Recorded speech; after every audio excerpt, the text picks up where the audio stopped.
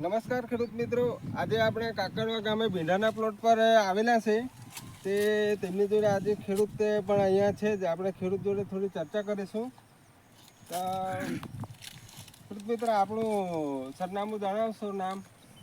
મારું નામ ગણેશભાઈ ચૌધરી, ગામ કાકડવા, તાલુકો ડોલવણ, જિલ્લો તાપી. બરાબર ખેડૂતભાઈ, આપણે આ ભીંડા કઈ વેરાયટી બનાવેલી છે તમે? મેં વીરશીર કંપની બનાવી છે, એમાં રાધે કરીને નામ છે. ભીંડાનું વેરાયટીનું નામ રાધે છે, બરાબર. તો આ તમને વેરાયટી કેવી લાગી અત્યારે? આ અત્યારે ભીંડાની વેરાયટી મસ્ત છે ને સારી લાગી. બરાબર. તો આ કેટલી વીણી થઈ ગયા તમારે? એ લગભગ 15 મિનિટ થઈ ગયેલી છે. 15 વીણી થઈ ગઈ, બરાબર. ઉત્પાદન કેવું મળે ભાઈ તમને? ઉત્પાદન મેં ધારતો એના કરતાં વધારે ઉત્પાદન મળતું છે. સરસ. બજાર માર્કેટમાં વેપારી લોકો શું કહે? બજાર માર્કેટમાં વેપારી લોકો લઈ લેતા હે અને ભાવ પણ ઊંચા આપી દેતો હે. બરાબર. તો આ વેરાયટી તમને બનાવતા આનંદ થયો? આ વેરાયટી બનાવવાનો મને ખૂબ જ આનંદ થયો. બરાબર. તમે બીજા ખેડૂતોને શું અભિપ્રાય આપશો? બીજા ખેડૂતને મારે કહેવું છે કે બીજા ખેડૂતને રાધે ભીંડા રોપવા જેવા છે, કેવું છે મારે.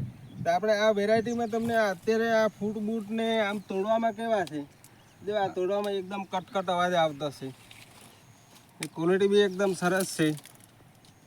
તોડવામાં બી મસ્ત છે ને ફૂટમાં બી બહુ મસ્ત છે ભીંડા.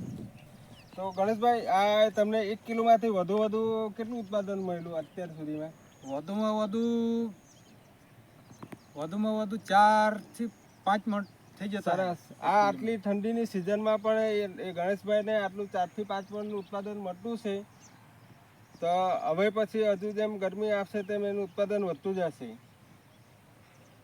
ને આનું ભીંડાનું વેરાયટી આની સ્પેસ જે આવે એકદમ તે પણ એકદમ નજીકમાં છે, અંતરમાં જ છે, 1-2 મીટર અંતરમાં જ છે, વધારે લાંબુ ડિસ્ટન્સ પણ નથી.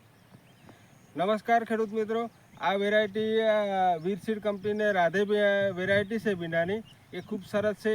એ તમે વેરાયટી બનાવો. આભાર.